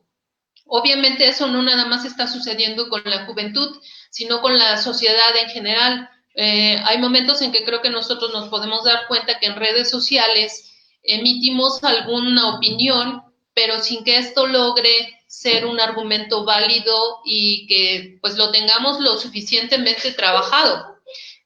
Formar la mente. ¿A qué nos referimos con esto? Como todos sabemos, el currículum es una forma de crear o de originar en la mente determinado pensamiento. Nosotros lo que queremos hacer es formar o estructurar en los jóvenes que tenemos, que están estudiando para licenciados en educación primaria, que estructuren un pensamiento crítico y creativo, puesto que ellos van a ser docentes, van a estar frente a los niños en las primarias, y pues queremos que no tengan conocimientos superficiales, que tengan un conocimiento profundo. A veces la historia, ha habido incluso sexenalmente propuestas de que se corte, de que se quite. Sin embargo, el pensamiento histórico es bastante importante en nuestra juventud. Ya habíamos pasado esta diapositiva. Muy bien, vamos a la problematización. Nos damos cuenta que nuestro contexto, es decir, Tlaxcala, hace un año, precisamente en el 2019, se dio una celebración que fueron los 500 años de ese encuentro de dos culturas, y se le denominó Tlaxcala 500 años, México-España, encuentro de dos culturas. Ok. En esta propuesta de intervención integral se encuentran tanto la educación artística a cargo de mi persona, la historia, quien es el maestro Jaime, el experto en esta parte, en esta asignatura, y el español, que está a cargo de ello la maestra Venus. Entonces, como ya les comentaba, nos damos cuenta de que hay existencia de estudios históricos de Tlaxcala en la conquista, pero ¿qué es lo que está faltando? Están faltando recursos didácticos para educación primaria. Entonces nos damos cuenta que hay infinidad. Últimamente, afortunadamente, también hay que decirlo, hay estos estudios históricos muy actuales, muy profundos, pero no hay la manera de hacerlos llegar a la primaria. Nosotros queremos que con este álbum llegue a través de nuestros estudiantes, para ello los estamos preparando, para que lleguen estos recursos didácticos a primaria. Bien, el contexto ya lo había comunicado, fue un trabajo que se estuvo realizando con estudiantes de quinto semestre. La edad de los estudiantes oscila entre los 20 y los 25, y bueno, tenemos un diagnóstico que es de que nos damos cuenta de que los conocimientos sobre historia son bastante superficiales.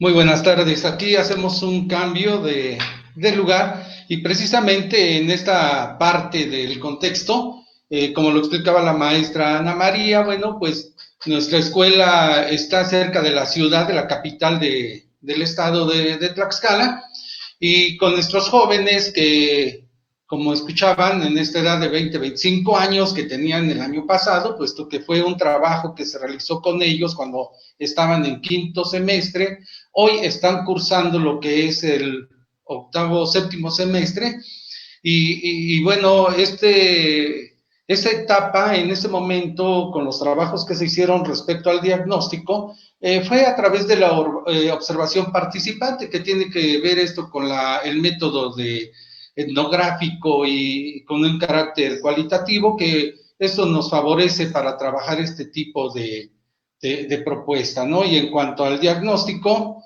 esta exploración nos permitió en un momento estar observando qué es lo que los jóvenes podían conocer, podían elaborar, podían diseñar, y qué conocimientos tenían al respecto. Y nos arrojó algunos elementos que nos hicieron ver que carecían de alguna información respecto a estos personajes que citó la maestra Anita a un inicio.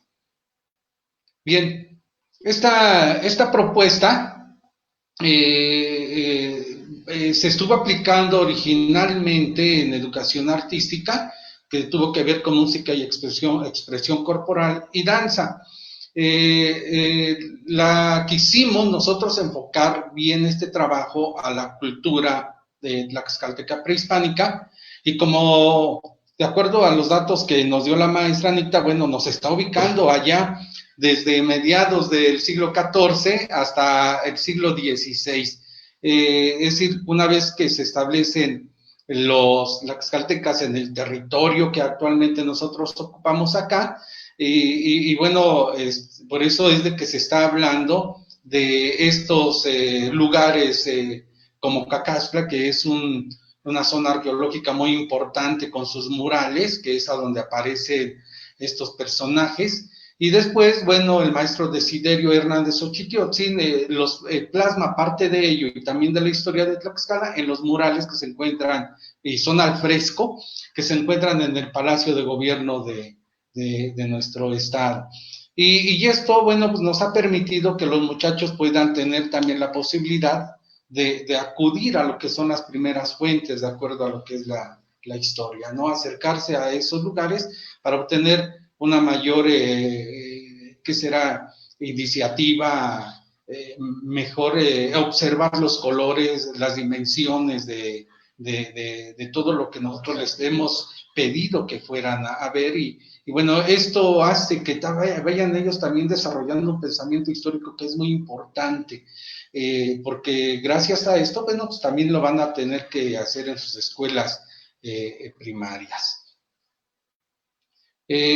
Esta propuesta de intervención, bueno, fue muy, se estuvo analizando definitivamente para poderla hacer una transposición didáctica, es decir, el conocimiento que está ahí, histórico, cómo podíamos nosotros hacer que el estudiante lo llevara al aula. O sea, didácticamente, cómo hacer que este joven pudiera aprovechar todos estos elementos, estos recursos, este ambiente, este contexto, para poder mejorar sus aprendizajes e, insisto, llevarlo a lo que es a la escuela primaria. Ahí nos hemos quedado, estamos tratando de desarrollar en ellos lo que es un aprendizaje significativo, apoyados en Ausberg, también el aprendizaje por descubrimiento, que Brunner nos da muchos elementos al respecto. Cedo la palabra a mi compañera, con permiso.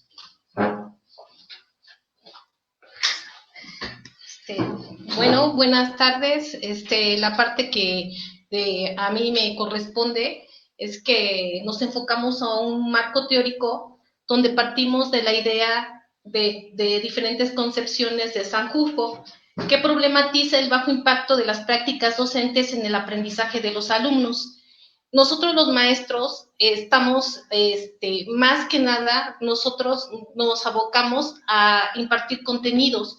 Entonces, lo que más nos importa es que esos contenidos los tengan los alumnos, pero no sabemos si de verdad aprendieron o no aprendieron. O sea, nada más parece que nuestra función podría ser ser nada más instructores de esos contenidos. Y bueno, bajo esos argumentos y ante esa situación de cómo nosotros nos abocamos a la idea de cómo aprender a pensar, y entonces desarrollamos una perspectiva bajo la teoría de la modificabilidad estructural cognitiva, que tiene como siglas el TMS.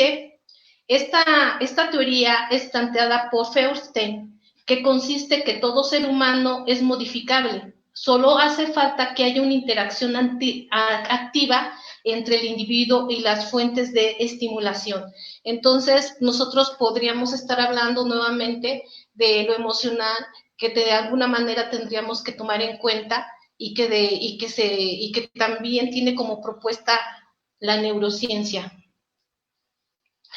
Bueno, entonces, ante esta situación, nosotros abocamos a una secuencia de actividades, y en esa secuencia de actividades, entonces nosotros proponemos dibujos para colorear, para que ellos conozcan, investiguen de cómo van a ser esos dioses tlaxcaltecas de la guerra. Esta transversalidad con historia, educación artística y español tiene que tener un producto, pero al mismo tiempo de tener un producto, se evalúa el proceso que tiene el alumno y de alguna manera, la manera de que él pueda ser autónomo. Y se hace primero una investigación de campo desde los murales del Palacio de Gobierno de Tlaxcala. Y ahí se hace un juego y en la que se propone una pequeña trivia para conocer más sobre los 5 personajes. En esto hay que investigar y hay que discriminar colores, porque los colores que de alguna manera están propuestos en las pinturas rupestres no se encuentran en las pinturas que nosotros conocemos, sino ellos tienen que ir ideando cuál es la pintura, o a lo mejor combinar colores para que ellos puedan seleccionar esos colores y ver cuál es el más idóneo para que puedan ellos pintar o acceder a eso. Y después de eso ya van a tener que redactar lo que ellos investigaron, organizar la información, utilizar jerarquías y escribir esas ideas principales y secundarias y resúmenes. ¿Esto qué quiere decir? Que ellos van a ir construyendo su propio proceso de aprendizaje. Bueno, la evaluación de la propuesta según Feuerstein nos dice que el proceso educativo mediante la evaluación dinámica del potencial del aprendizaje es un poderoso instrumento que permite examinar el potencial del humano para beneficiarse de las diferentes experiencias del aprendizaje. ¿Esto qué quiere decir? Que nosotros tenemos que ir cuidando que el alumno vaya aprendiendo sobre ese mismo proceso que él está haciendo. Y estos cambios o innovaciones propone estos puntos, que es el test y entrenamiento, y es un test. Como podemos ver en un primer momento, nosotros valoramos las conductas, las habilidades que en esos momentos los alumnos van desarrollando y las estrategias que de alguna forma ellos van construyendo por sí solos, de manera autónoma.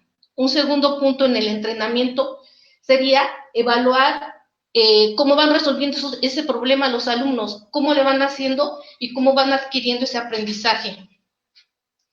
Y posteriormente volver a hacer una evaluación que tenga que ver de cómo aprendieron, no tanto hacer una evaluación sobre un producto o sobre una rúbrica, sino cuál fue el proceso que ellos fueron reflexionando y cómo ellos fueron aprendiendo.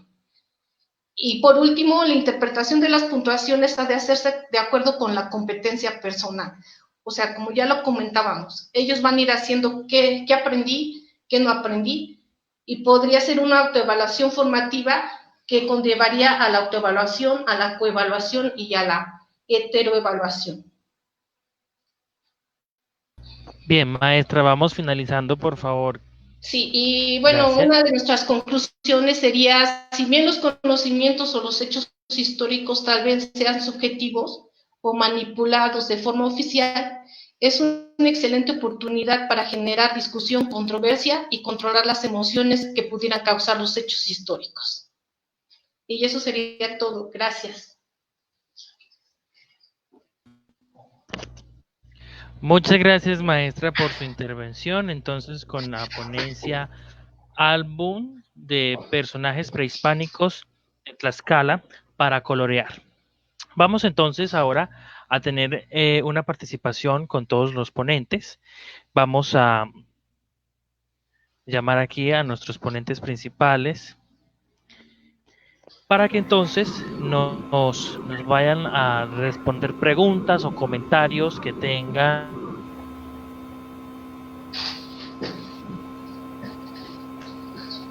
hasta el momento.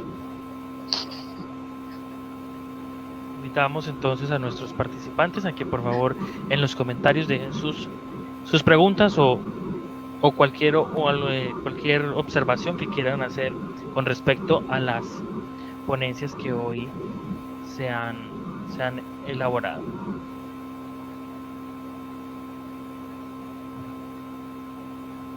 ¿En qué orden o quién comienza? Sí, vamos a esperar a que los participantes nos empiecen a escribir las preguntas. Correcto. Entonces así mismo voy poniéndolas en pantalla.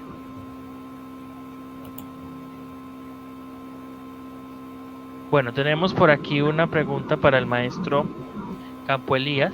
Dice, ¿cuál sería la propuesta específica para la educación para la paz, maestro?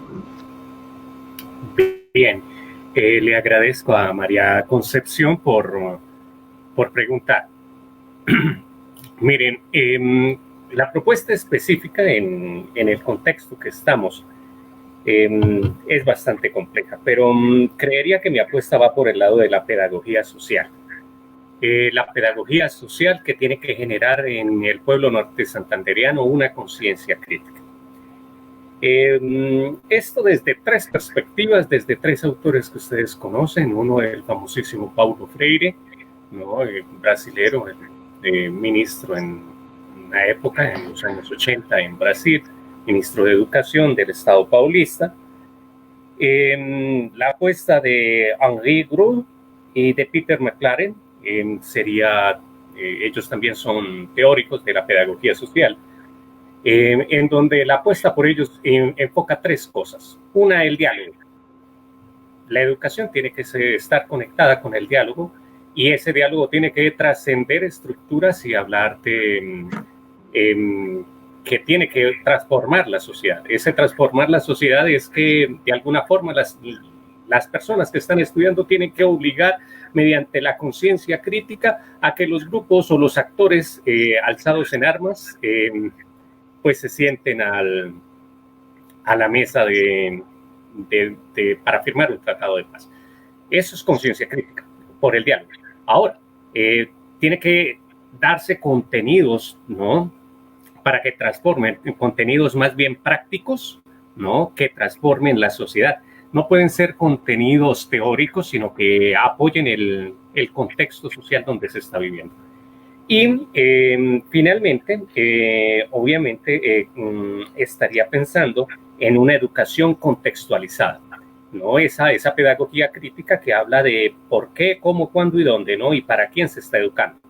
Entonces, estaría pensando que puntualmente, ¿no? La propuesta para la educación, para la paz en estos tiempos de pandemia y en nuestro contexto apunta en ese sentido de la pedagogía en esos tres elementos que le he mencionado.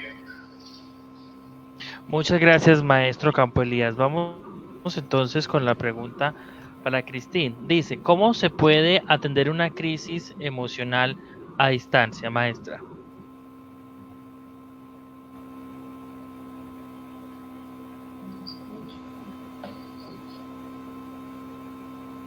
Maestra, tiene el micrófono apagado. ¿Puede encenderlo, por favor? Gracias. Disculpen. Es una pregunta bastante compleja y creo que sobre todo por el hecho de que estamos tratando con tres grupos de personas. Estamos con los docentes y ellos están con los padres de familia y con los estudiantes, y cualquiera de esos grupos puede tener una crisis emocional. Nosotros no tenemos el contacto directo con los estudiantes, los maestros son los únicos que lo tienen. Entonces, nosotros somos los que podemos apoyar a los maestros, podemos ayudarles a reconocer señales de que un estudiante puede estar en crisis, tal vez. Los maestros en las entrevistas ya nos mencionaron que es mucho más difícil para ellos ahorita porque no los ven a diario. Entonces, si yo veo a un chico algo deprimido en el receso, puedo acercarme, puedo hablarle, puedo observar cómo está en sus trabajos. Al estar a distancia es mucho más difícil agarrar esas pautas porque se puede mostrar simplemente porque no mandó su tarea o no se conecta, pero eso también puede tener otras razones. Entonces, ahorita no puedo adelantar todo, sería todo un tema para una sesión de una capacitación, pero yo creo que lo más importante es que los maestros estén muy pendientes de sus estudiantes, que busquen formas de contacto personal, no solo recibir tareas y enviarlas, sino de ver cómo puedo en algún momento enviar un WhatsApp, algún mensajito para que el estudiante sepa que lo veo, que lo tomo en cuenta, que no me olvidé de él como persona o de ella. Y así primero darse cuenta y luego estar como una persona que puede hablar con el estudiante que está pendiente y que los estudiantes no se sientan a la deriva en esta situación. Muchas gracias, maestra Cristín. Vamos entonces con la pregunta para la maestra Ana María. El proyecto de Tlaxcala, ¿podría llevarse de manera virtual, maestra? Sí, efectivamente es Tlaxcala. Sí se puede llevar a cabo de manera virtual, ya que en las redes actualmente circulan bastantes fotografías sobre los murales del Palacio de Gobierno de Tlaxcala. Entonces, pues básicamente sí, efectivamente se puede llevar a cabo. También hay mucha información del Museo de Sitio de Cacaxtla, de las mismas pinturas murales de Cacaxtla. Por ejemplo, tanto del caballero águila como del caballero jaguar, están los dos dibujos. Por ejemplo, de los futuros personajes que nos falta agregar, que es Tlahuicole y Xicoténcatl, de hecho también lo hay. Por ejemplo, ahorita pasamos fotografías que fueron tomadas de sitios, sobre todo de Google, en las imágenes. Entonces, pues definitivamente sí se puede. Posteriormente, yo creo que sí estaremos compartiendo en redes sociales, tal vez Pinterest, que es uno de los que más es visitado para bajar a lo mejor algunos de los materiales. Ahí estaremos subiendo estos formatos que de hecho se les entregaron a los alumnos y pues se los dimos en hojas sueltas porque por considerar que es mucho más fácil que lo lleven incluso consigo a los lugares que ya mencionamos donde están las fuentes primarias. Entonces, definitivamente sí se puede. Muchas gracias, maestra Ana. Vamos entonces con la una pregunta para el maestro Iván Enoch, que dice, ¿qué piensa acerca del cúmulo de conferencias, cursos, conversatorios, entre otros, desarrollados a partir de la pandemia? Hay comentarios de que son demasiadas y se coincide en que son importantes, pero que ha ocasionado exceso de trabajo. Maestro. Bien, gracias Marlon, y también agradecerle a Alejandra Garduño. Una pregunta muy interesante. A raíz de la crisis sanitaria en México, y yo creo que en todo el mundo, tal vez en Latinoamérica seguramente, existe precisamente, como menciona, una ola de cursos, de conferencias, de webinars, de talleres virtuales, etcétera, y efectivamente nos saturan a cualquiera, ¿no? Hay que recordar que ya pasamos lo que es la era de la información, precisamente, en la cual una de las habilidades que debemos desarrollar en nuestros estudiantes y en nosotros mismos, por supuesto, es la de seleccionar la información. Al final de cuentas, mucha información es interesante, es importante en sus áreas, pero cada docente, en este caso, pues debe ir buscando qué es lo que necesito, qué es lo que me va a favorecer o qué es lo que me va a permitir poder remediar, digamos, una situación adversa, ¿no? Para que de esta manera yo me pueda dedicar a eso, ¿no? A lo que yo necesito para poder pasarla de manera positiva, porque definitivamente ante esta oleada de cursos, de conferencias, etcétera, no podemos estar aprendiendo todo, o sea, es demasiada la información precisamente. Y la otra cuestión es utilizar precisamente la colaboración, como en este caso, y tengo el honor de estar con otros compañeros ponentes y todos los asistentes también como docentes e interesados en el ámbito de educación, pues puedo aprovechar lo que es la colaboración, ¿no? Y lo que la tecnología nos da precisamente para trabajar en este ámbito colaborativo. Sería mi respuesta. Muchas gracias, maestro. Vamos entonces ya con la última pregunta para el maestro Campo Elías y dice, ¿cómo integramos y cómo garantizamos esta propuesta de paz y de virtualidad a nuestros niños y jóvenes que pertenecen a los grupos al margen de la ley, ya sea guerrilla en Colombia o carteles en México? Para esta población es más viable y quizás rentable hacer parte de estos grupos que participar en educación. Agradezco a Merlina que pregunte eso. Miren, yo le voy a dar una respuesta algo triste a ustedes, a todos los que están acá. ¿Cómo garantizar esta propuesta de paz y virtualidad a nuestros niños y jóvenes? En la zona urbana, donde hay injerencia de las autoridades, estoy hablando del ejército, de la policía, incluso de la presencia de las tropas norteamericanas que han llegado en estos días acá a la zona, pues obviamente eso hará que los profesores, ¿no? Por ejemplo, puedan ejercer su ejercicio de labor docente como líderes sociales. Ahí está bien, en la zona urbana. En la zona rural no hay ninguna garantía, ni siquiera de vivir. O sea, hoy estoy vivo, mañana no sé. ¿Por qué? Porque el medio es demasiado agreste. Y les voy a dar un dato que se me había olvidado decirles a ustedes. ¿Saben por qué no se puede garantizar la educación en la ruralidad en este sector? Porque no hay docentes. Mire, nadie se viene a esa zona por la característica que les he mencionado, pero no vaya a pensar que es un mal lugar. No, es que cuando usted está ensillando un caballo, no, el caballo es muy hermoso, pero álcele el enjalme y le verá las mataduras. Acá este sector es hermosísimo. Pueden buscar usted videos promocionales del norte de Santander y usted verá, es una tierra hermosísima. Pero si usted alza, por ejemplo, las mataduras la enjalma con referencia, ¿no?, a la educación, usted verá que el panorama es muy difícil. Aún más, si usted como líder social se pone a hablar mucho, posible que te mate o el ejército, el ejército del Estado, los grupos insurgentes, cualquiera de ellos, porque estás hablando de más.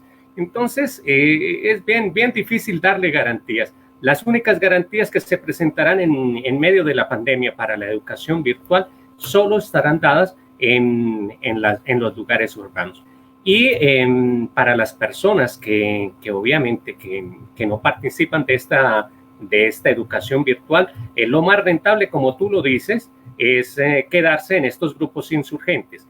Mire, usted como profesional se puede ganar acá en Colombia $500 al mes trabajando.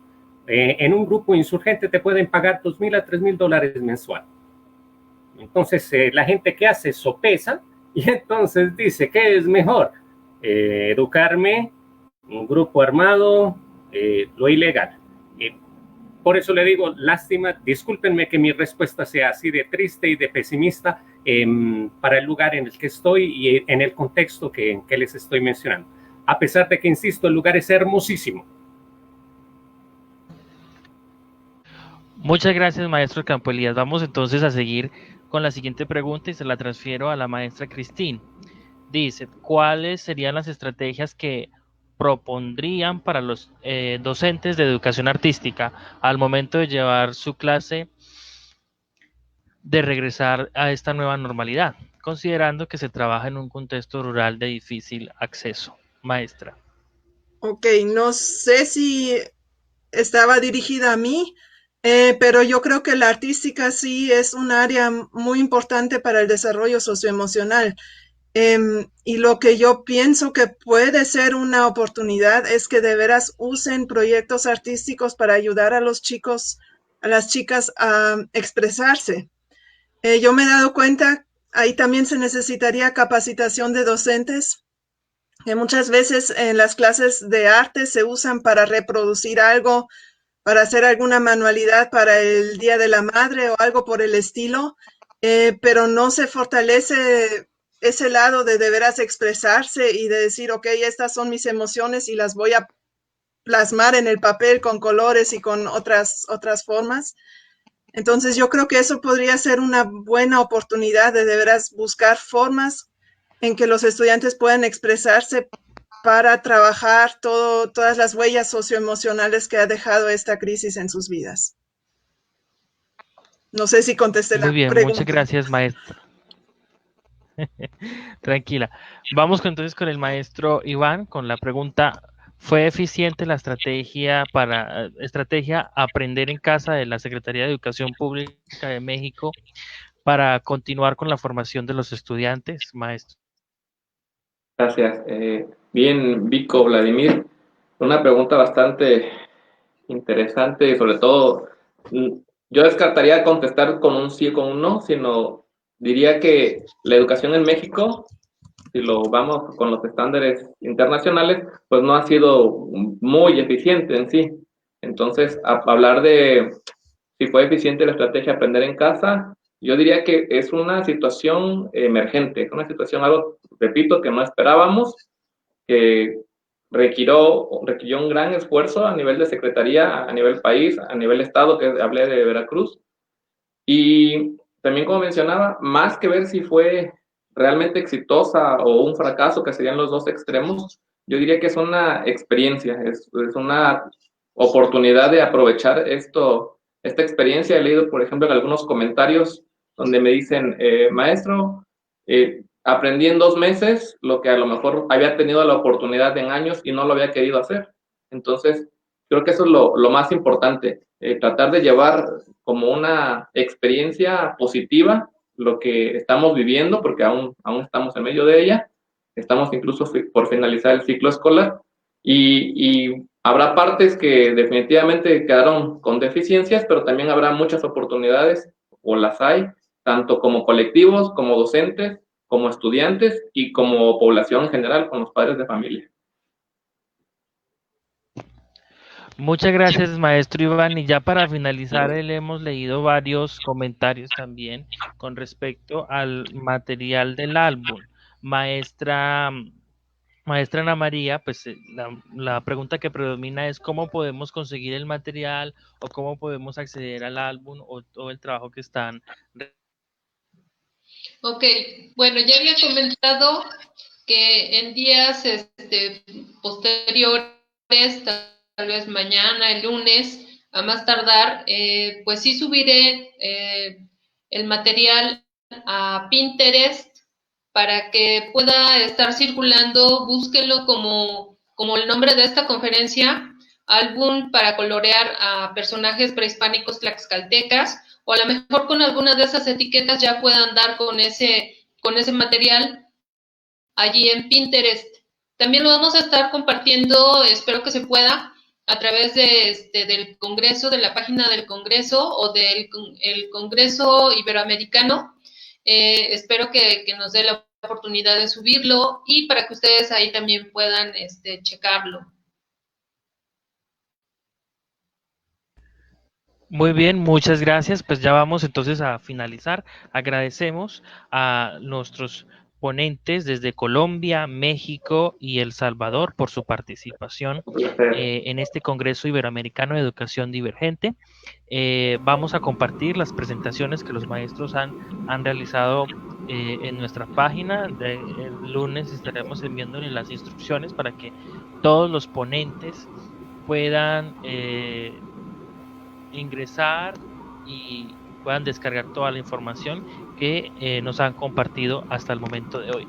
De paso, quisiera hacerles la invitación al Congreso Iberoamericano Internacional de Investigación en Educación a Distancia, que se va a celebrar del 30 de julio al 1 de agosto.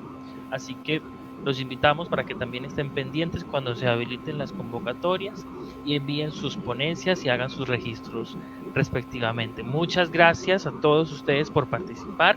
Nos vemos entonces en la última conferencia del día de hoy, que titula Desafíos de la gestión del aula y directiva post pandemia, a cargo del maestro Raúl Flores, a las 3:30 aquí en Facebook, y a las 4:30 entonces haremos la despedida y la clausura de nuestro evento. Muchas gracias a los ponentes, que tengan un buen día. A usted, maestro. Muchas gracias.